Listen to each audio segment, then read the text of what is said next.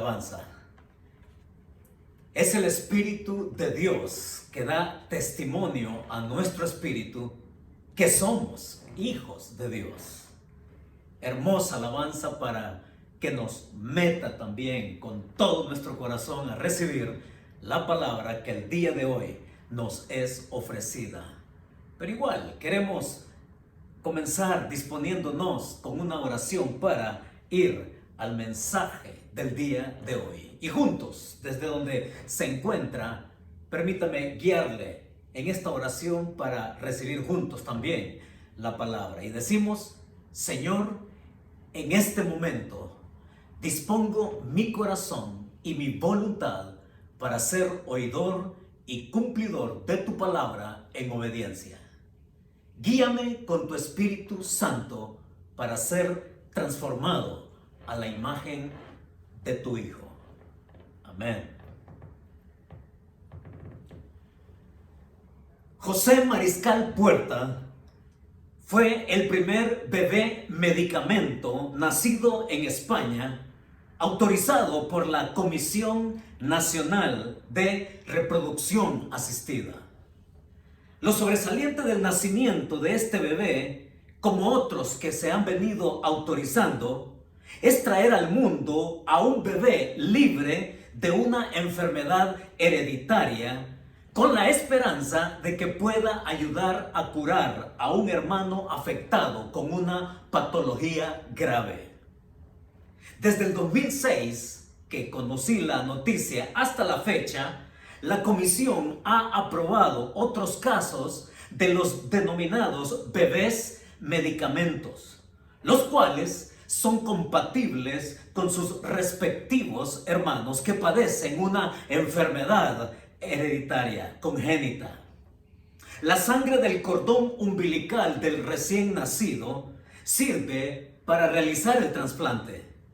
Este fue el primer niño que nació en España por diagnóstico preimplantacional para salvar a su hermano mayor. El proceso del diagnóstico llamado preimplantacional consiste en seleccionar los preembriones libres de la enfermedad que padece el hermano para después transferirlos al útero de la madre, y una vez desarrollado el embarazo y nacido el niño, entonces trasplantar al enfermo células procedentes de la médula o del cordón umbilical. Sí, la aplicación de esta técnica, denominada diagnóstico preimplantacional con fines terapéuticos para terceros, es posible ser utilizada solo cuando se confirma que es el último recurso y la única vía posible para poder salvar la vida de un hermano enfermo. Usted puede ir a los periódicos españoles y buscar ahí bebés medicamentos para darse cuenta de hasta dónde ha llegado la ciencia, de cómo se puede traer al mundo a un bebé libre de una enfermedad que padece un hermano, para que a través de las células de este hermanito sano pueda salvar a un hermano enfermo. ¡Qué tremendo! Siempre me ha abrumado la ciencia.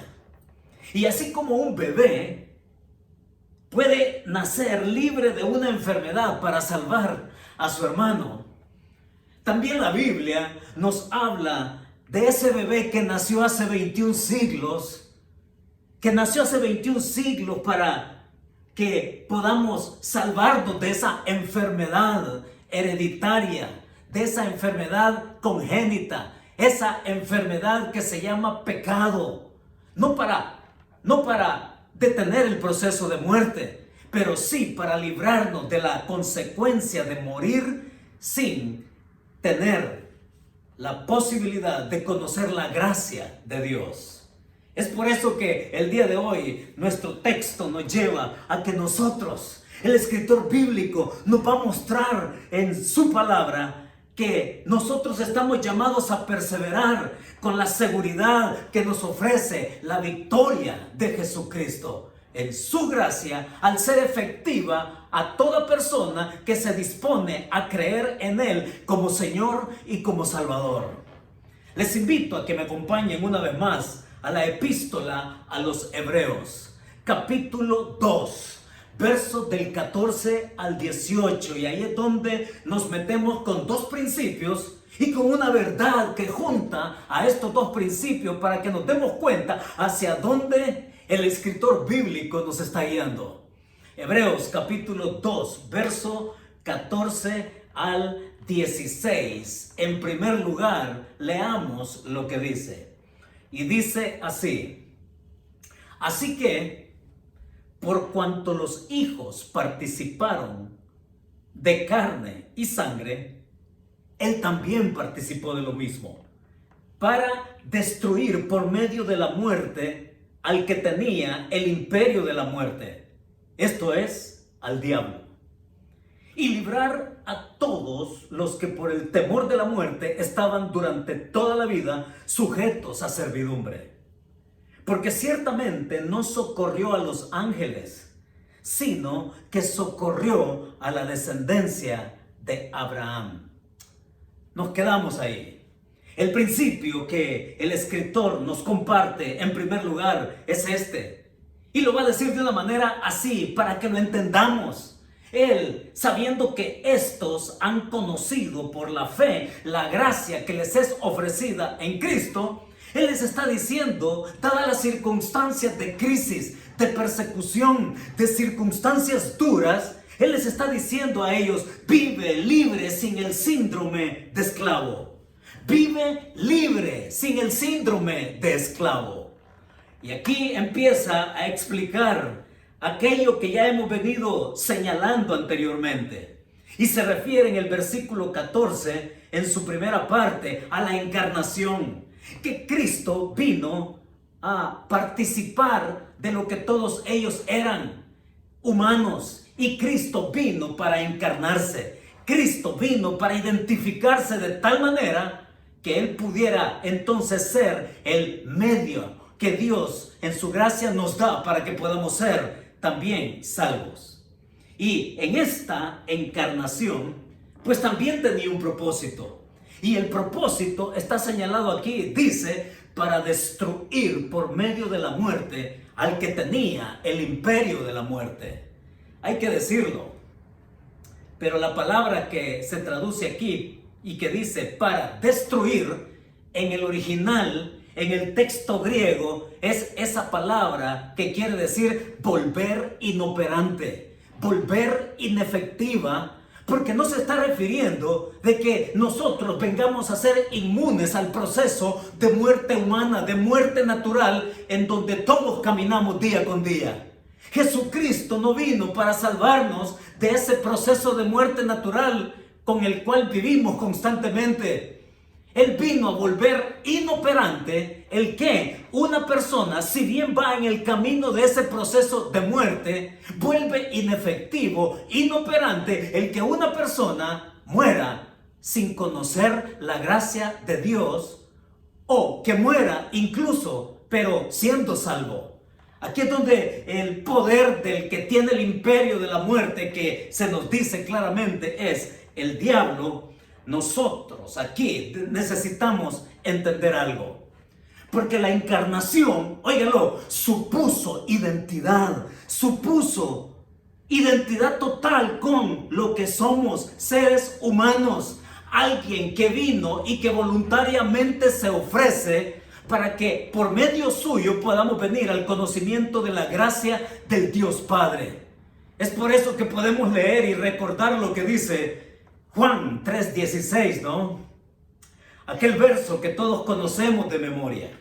Porque de tal manera amó Dios al mundo, que ha dado a su Hijo unigénito, para que todo aquel que en Él cree no se pierda, mas tenga vida eterna. Y es Dios Padre que nos da lo mejor que tiene para resolver lo peor que todos nosotros tenemos.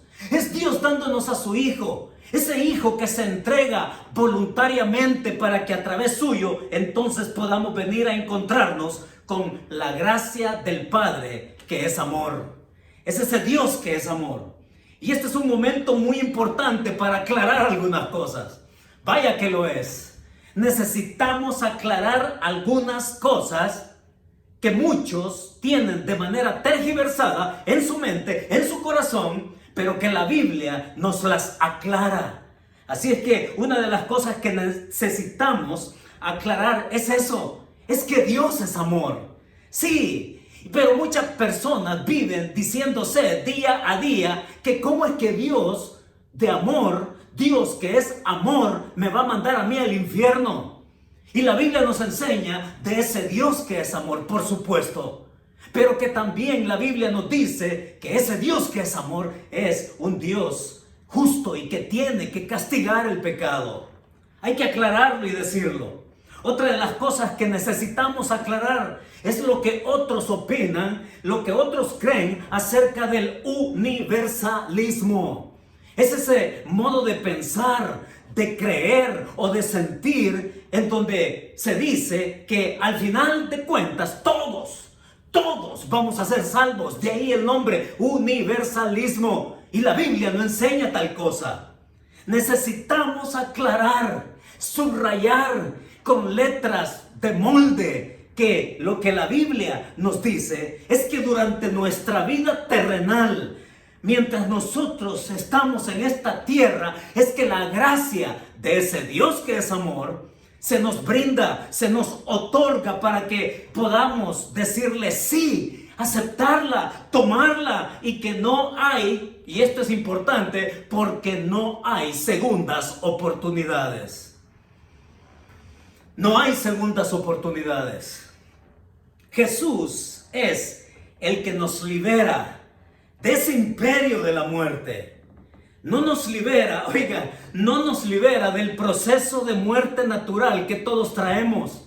Y aquí en el pasaje nos lleva una vez más a recordar aquello de cómo se dio en el principio, en el Génesis. Otra vez y otra vez el escritor nos recuerda dónde es que comenzó el asunto. Y nos va a decir que el que tenía el imperio de la muerte, esto es, al diablo.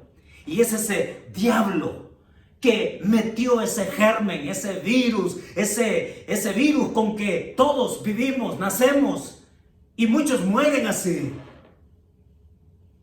Es que ese tumor maligno y esa metástasis invasiva en todo el ser humano, espíritu, alma y cuerpo nos acompaña todos los días por lo que sucedió ahí en el Génesis capítulo 3. La caída del hombre condicionó al hombre a ser temporal. La caída del hombre hizo que comenzara este proceso de muerte.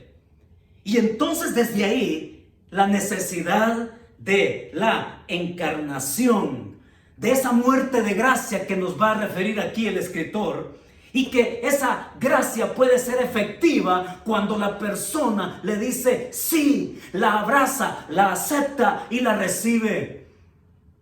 Es por eso que cuando el escritor viene acá y nos habla de lo que sucedió allá, vaya si no es el gran temor con que se vive a diario, ¿no? El temor a la muerte. Vivimos con ese miedo intrínseco a la muerte. Nos es inherente a todos. Sí, dura toda la vida si es que no se arregla el asunto.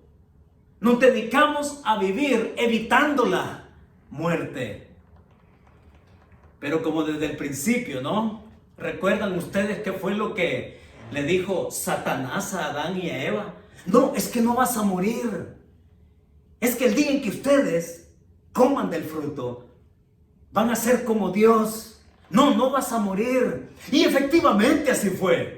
Ellos desobedecen, ellos comen del fruto prohibido y efectivamente ellos no mueren instantáneamente, pero se inicia un proceso de muerte, se acorta la vida. Y cuando esto es así, vaya si no es lo mismo esa voz cínica del enemigo que a muchos hoy les susurra al oído, ¿no es cierto?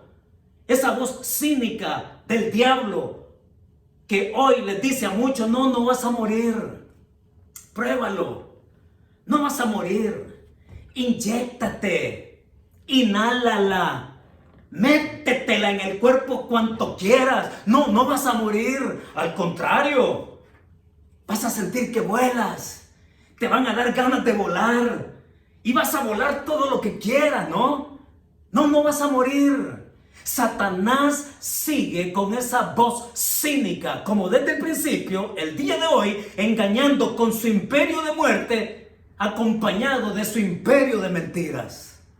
Es el enemigo y esa voz que busca que entres en depresión profunda. Y estando en esa depresión profunda y aguda, toma ventaja de tu vulnerabilidad. Y entonces él ahí te va a susurrar al oído: tómate el frasco entero. Tómatelo el frasco entero para que descanses.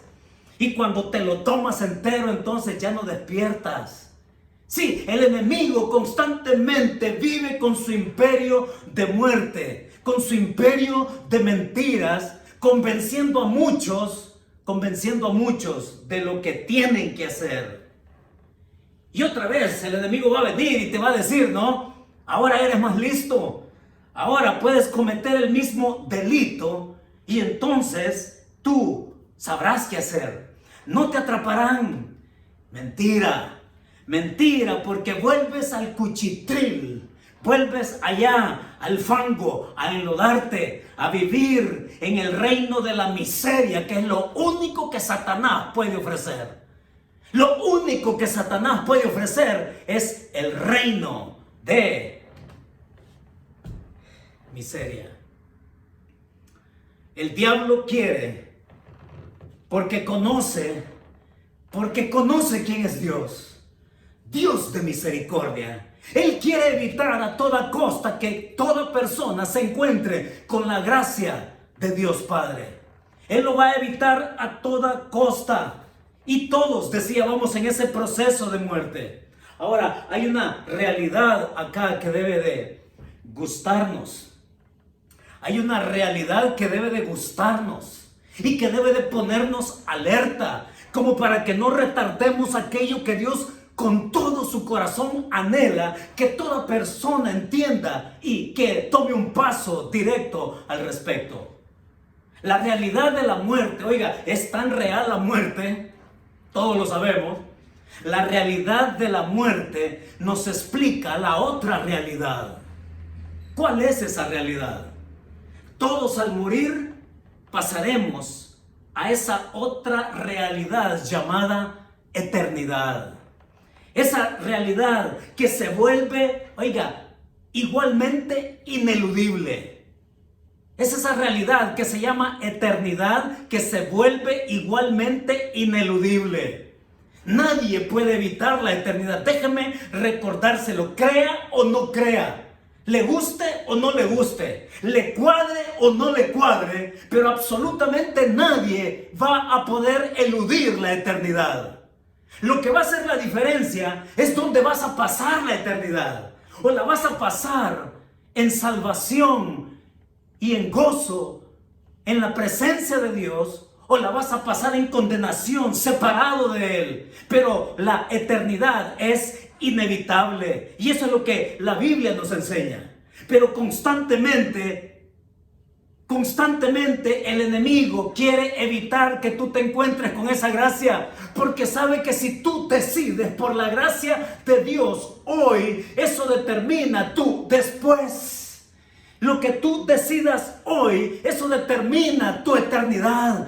Tiene repercusiones celestiales, tiene repercusiones eternas, tiene repercusiones liberadoras. Pero Satanás entiende esa gracia de Dios. Pero sigue con su mundo de mentiras. Sigue con su ensarta de mentiras. Y te va a bloquear por donde sea, por todos los ángulos que tú te acerques a esa gracia. Y es por eso que muchos viven engañados creyendo esa tal cosa llamada la transmigración de las almas, ¿no? Muchas personas piensan que al morir su alma va a transmigrar en otro cuerpo humano o en un cuerpo animal o incluso en un ser inanimado. No hay tal cosa en la Biblia. Otros piensan y comulgan con mentiras como lo que se conoce como la dormición del alma. ¿Ya? La dormición del alma. No hay tal cosa en la Biblia. El alma va a estar activa. El alma va a estar alerta, consciente. No hay tal cosa de dormición del alma en la Escritura. Pero otros más creen y piensan que están en lo correcto cuando hablan de la aniquilación total del alma. No hay aniquilación total del alma como muchos piensan. Que al morir el cuerpo también muere el alma. No es cierto, eso no es lo que la Biblia dice, pero son las mentiras de ese imperio de la muerte. Sí, que el enemigo ha sabido vender, que el enemigo ha sabido comerciar en este mercado religioso. Digo mercado religioso porque aún hay evangélicos que creen una religión y que piensan que la religión los va a salvar. Y no es así. Lo único que puede salvar es ampararnos a la gracia de Dios en su Hijo Jesucristo, que se hizo carne, se hizo hombre y que con su muerte Él nos ofrece lo que solamente Él puede dar: perdón de pecados. Y esto de la muerte, miren, todos los días somos testigos de esa realidad.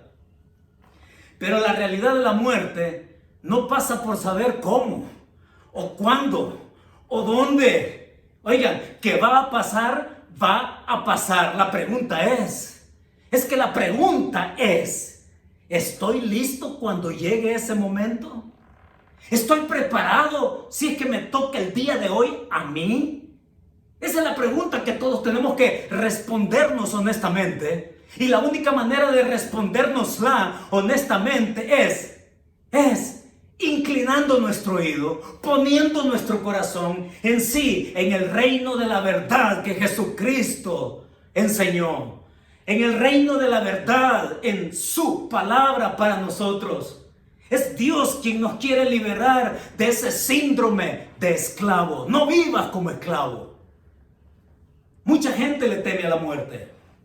Y de hecho, si yo le pregunto a usted cuál es su fobia, muchos me van a decir: es que a mí me da miedo volar. Es que yo le tengo miedo a los insectos.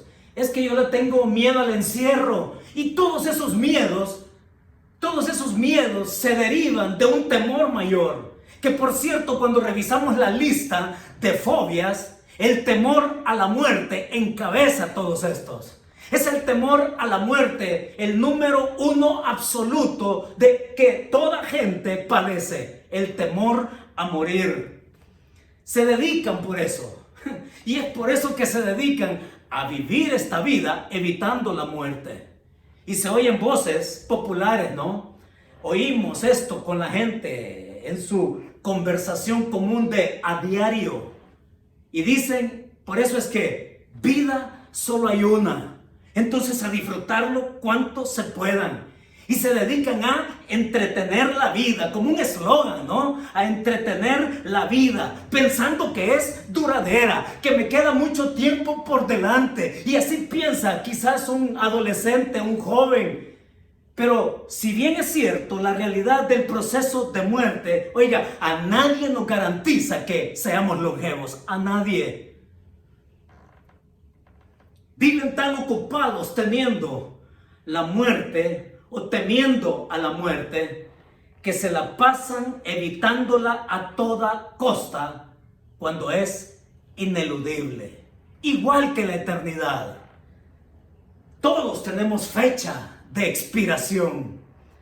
Aquí el asunto es si estoy preparado para ella. Hay otros que viven con la falsa esperanza, ¿no? De ese limbo fantasioso, de ese limbo donde supuestamente al morir va el alma y que espera una segunda oportunidad. Oiga, la Biblia no habla de segundas oportunidades.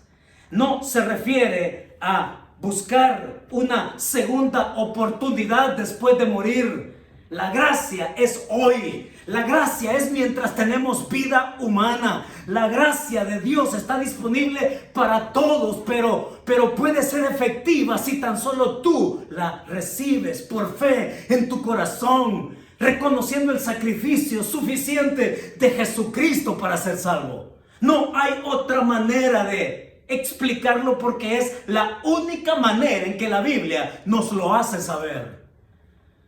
Pero hay mucha gente que vive también su propio limbo todos los días. Ahora mismo yo veo gente caminando ahí en la acera, gente que vive desconectada de esa realidad, gente desconectada de lo que les condena, gente desconectada evitando encontrarse con la gracia de Dios, viviendo en su religión, viviendo en sus rituales fallidos, viviendo en su despropósito, viviendo su propio limbo. Otros, y esto va de mal en peor, otros viven en lo que ha venido a ser ya una religión. Viven y se sitúan en el neutralismo. Y dicen, no, pues yo soy neutral. Y piensan que por ser neutrales van a evitar la eternidad y van a evitar las consecuencias de morir sin haber aceptado la gracia. Piensan que ser neutrales y abstraerse de esa verdad les puede evitar la responsabilidad delante de Dios con respecto a su pecado. Qué tremendo. Pero cuando hablamos de temores, todos hemos escuchado, ¿no?, a José Stalin. José Stalin fue el hombre que vino a ser conocido como el hombre de acero. Sí, Stalin vino a ser conocido como el hombre de acero, el hombre duro, férreo, quien tiranizó a toda una nación y que llevó más allá del límite a tantos en el camino hacia la muerte. Es un tipo que en la historia se le tiene como un tirano. Pero aún este hombre que causó temor a tantos, este hombre vivía con sus propios temores. Y el mayor temor que él tenía precisamente era el temor a morir. Tanto, oiga, que en su propia casa este hombre llegó a construir 8 habitaciones. Era tanto su miedo a morir que él dormía en una habitación distinta cada noche por temor a que lo mataran. El hombre de acero. Pero cuando hablamos de Cristo es otra cosa. Cuando hablamos de Cristo encontramos la identificación plena con nosotros. La identificación plena con nosotros que va más allá, óigalo. La identificación de Cristo va más allá de simplemente ser empático como nosotros lo entendemos. Porque la empatía de esa que de alguna manera todos tenemos, ¿no?, en algún momento con respecto a alguien, porque la empatía es el grado de involucramiento emocional de una persona con respecto a otra cuando la está pasando mal. Dicho de una manera más simple, nos ponemos en los zapatos del otro. Pero cuando nosotros tratamos de resolver algo, nos vemos incapacitados. Y si acaso,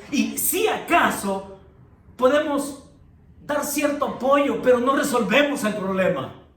Igual cuando hablamos de ser solidarios, ¿no?, especialmente en tiempos de crisis, donde de lo poco que tenemos le podemos dar a alguien, pero no le resolvemos el problema. Si acaso lo podemos atenuar, si acaso podemos colaborar, pero no le resolvemos el problema.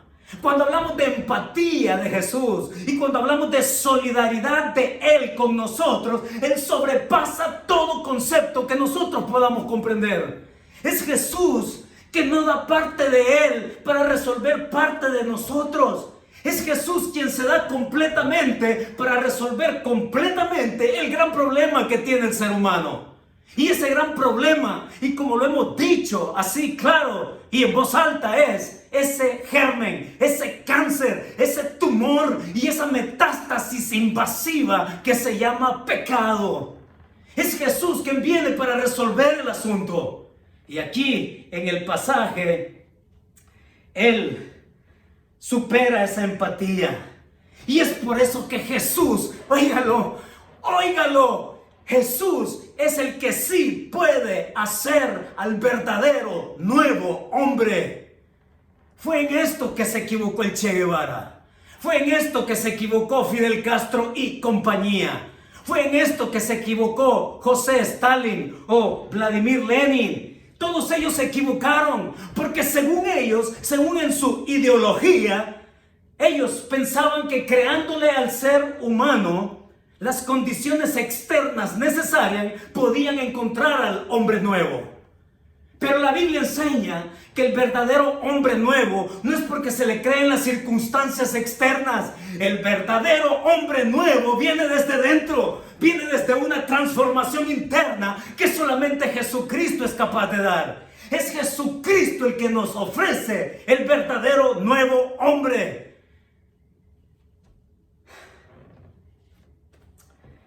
¿Y qué manera de explicarlo?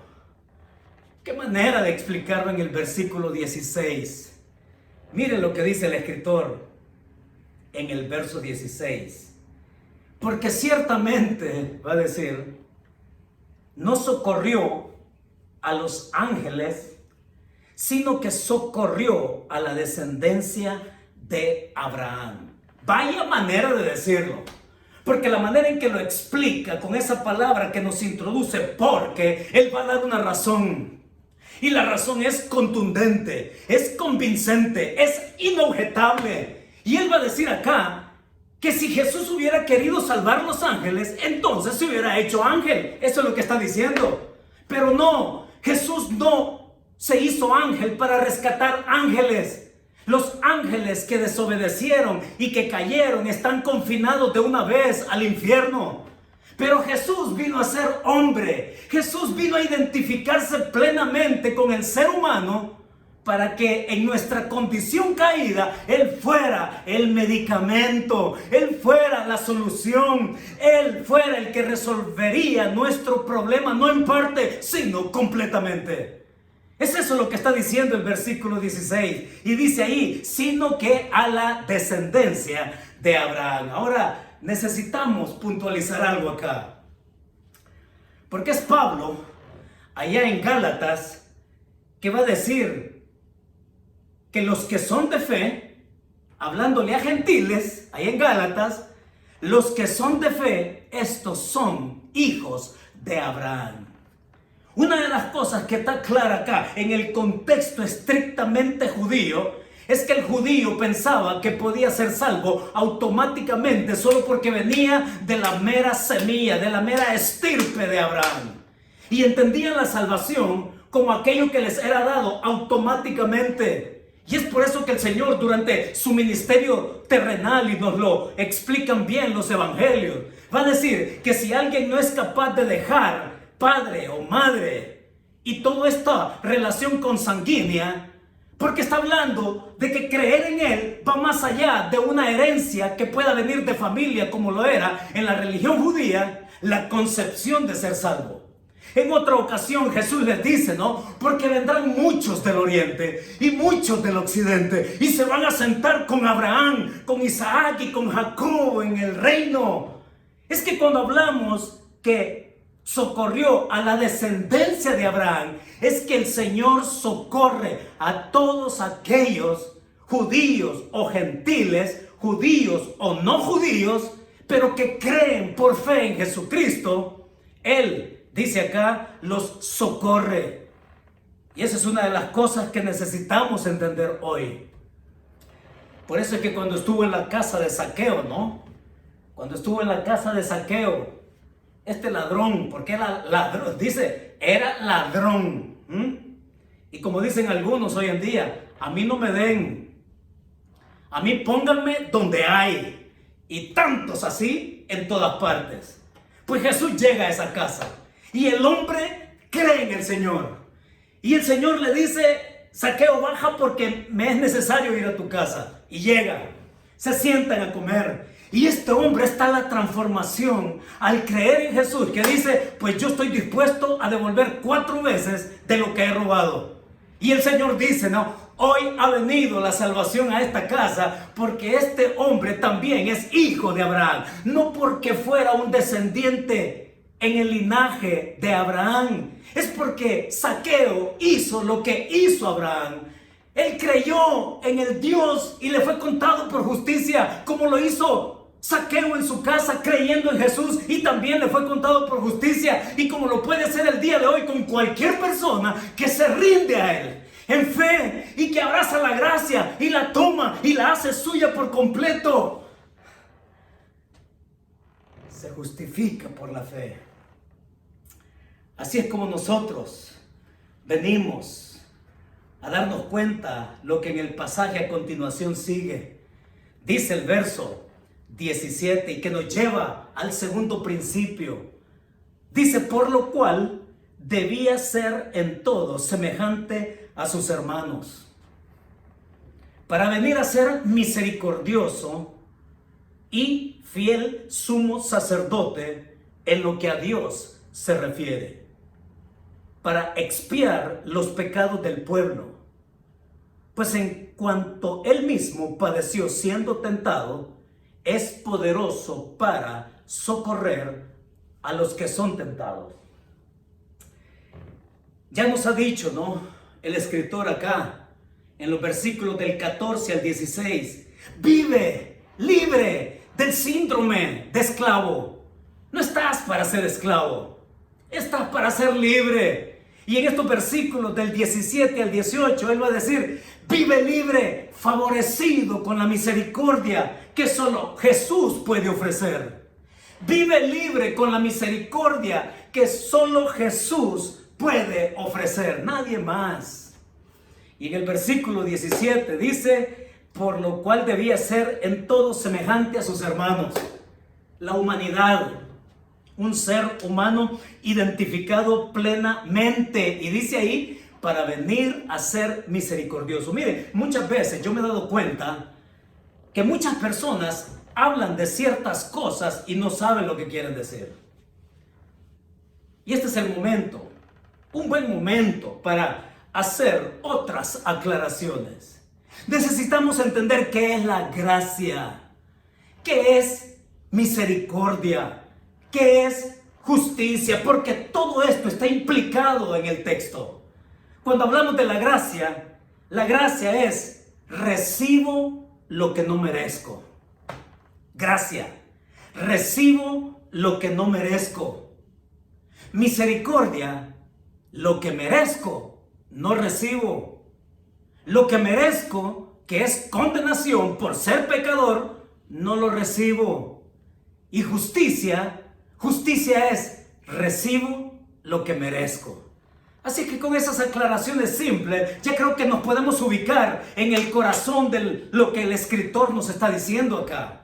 Porque está diciendo ahí que Él, Jesús, al identificarse plenamente, Él vino a ser misericordioso. Y misericordioso en este contexto significa que nosotros, siendo pecadores, mereciendo el castigo eterno, no nos es dado porque hubo alguien que tomó nuestro lugar. Estamos hablando de una acción sustitutiva donde el Señor Jesucristo vino y Él fue el que ofreció el sacrificio, siendo Él mismo el sacrificio. Y ahí dice, no solamente a ser misericordioso, sino también fiel sumo sacerdote.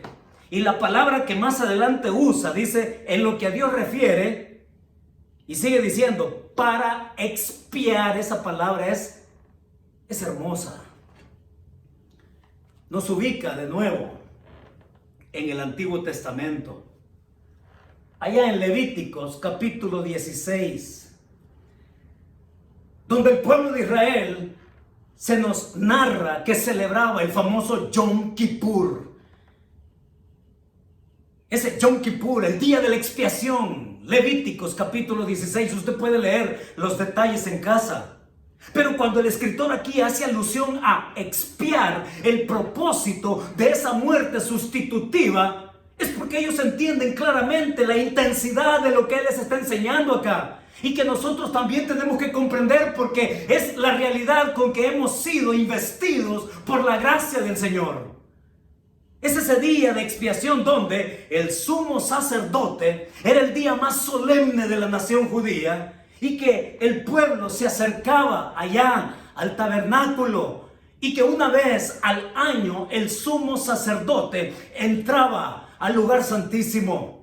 Y en ese lugar santísimo, allá donde estaba el arca del pacto, en esa arca del pacto donde había una placa así de oro que se llamaba el propiciatorio, cuando el sumo sacerdote degollaba aquel animal y que traía su sangre, ese sacerdote la derramaba ahí en el propiciatorio, en esa plancha de oro. Y cuando esta sangre caía y cubría todo ese propiciatorio, entonces él había cumplido su trabajo. Fielmente él había llevado sangre inocente, en la cual todo un pueblo congregado podía confiar de que sus pecados como nación eran perdonados.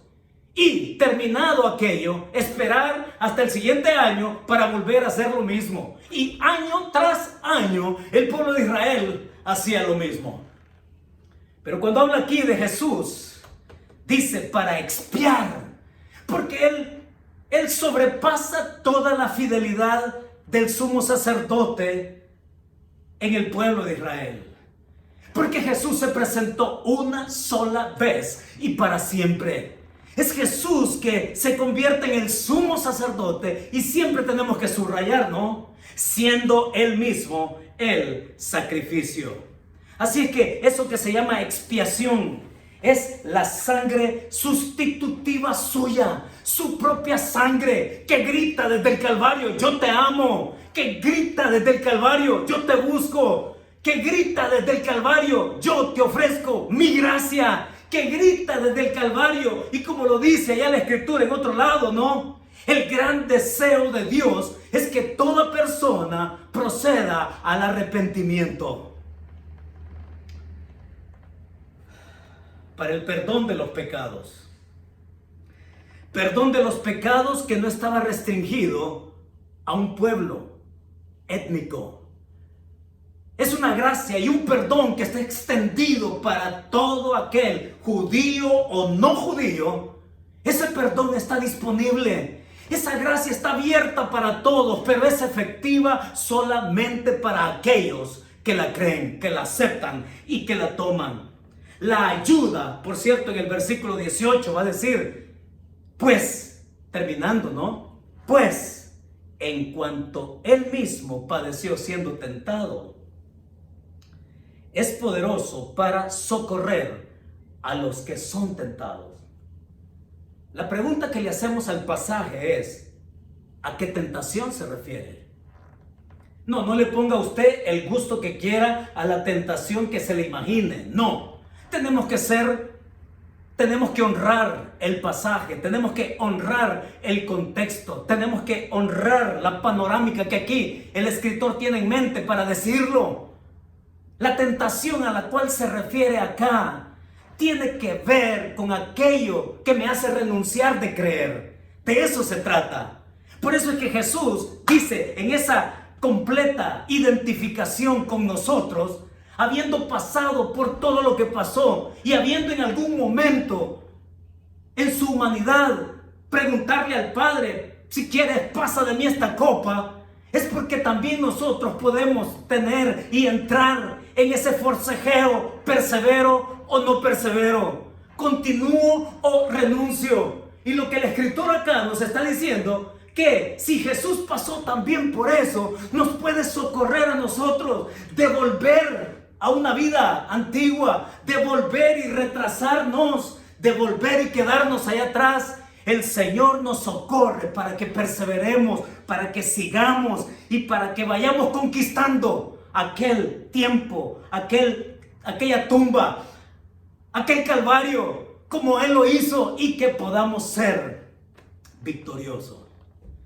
Es Jesús, no solamente que pasó por eso, es Jesús que ha adoptado su ministerio de intercesión por nosotros, que está a la diestra del Padre y que intercede por nosotros. Eso es lo que nos da el pasaje el día de hoy. ¿Cómo concluimos entonces? El escritor nos ha mostrado la encarnación, la identificación plena de Cristo con nuestra condición caída. No para resolver una parte de nosotros, es para curarnos de esa enfermedad terminal que se llama pecado. Y que Él en el propósito es eso, librarnos de la esclavitud, librarnos de la enfermedad, librarnos del pecado que nos condena. ¿Y quiénes son los que lo pueden tener entonces? Él va a decir acá, y lo ha dicho ya, la cura la tienen solamente aquellos que hacen efectiva esa gracia que se ofrece en su condición de pecador, reconociendo a Jesús como Señor y Salvador personal. Pero si tú ya lo tienes, esta es la verdad con que nos quedamos en casa. La verdad es esta: persevera con la seguridad que te ofrece la victoria de Jesucristo. Esa es la verdad. Persevera con la seguridad que te ofrece la victoria de Jesucristo. Y mis hermanos, son tiempos de crisis, tiempos en los cuales, si bien van a pasar, ha hecho sucumbir a muchos, ha hecho renunciar a varios, y muchos por allá se han quedado retrasados. Pero es el Señor que te dice: no, vente, vamos juntos, ven conmigo a la victoria que yo te ofrezco. Y esta mañana, o esta tarde, o esta noche, en la hora que usted nos esté escuchando, que esa victoria pueda ser completa y plena en la vida abundante que solo Jesucristo ofrece. Vamos a orar. Padre, muchas gracias por traernos a tu palabra. Gracias porque solo tú, Señor, nos pudiste dar lo mejor de ti para resolver lo peor de nosotros, nuestro pecado. Nos has hecho libres en tu Hijo, dándonos tu gracia. Señor, haznos perseverar, rompiendo ese síndrome de esclavo. Y que podamos caminar, Señor, seguros, confirmados en la verdad de la victoria de Jesús. Sean los tiempos que sean. Que tu Espíritu Santo, Señor, nos consuele, nos anime, nos lleve en medio de tiempos críticos, duros, difíciles, a comprobar la vida abundante de reposo, de fortaleza, de consuelo que tenemos en Cristo. Muchas gracias, Señor. Te encomiendo a todos los que nos escuchan, cualquiera sea su propia situación, que tú les sostengas con tu buena mano, con tu provisión, protección. Muchas gracias, Señor. Así es como nos ponemos en tus manos. En Cristo Jesús. Amén. Que Dios nos bendiga.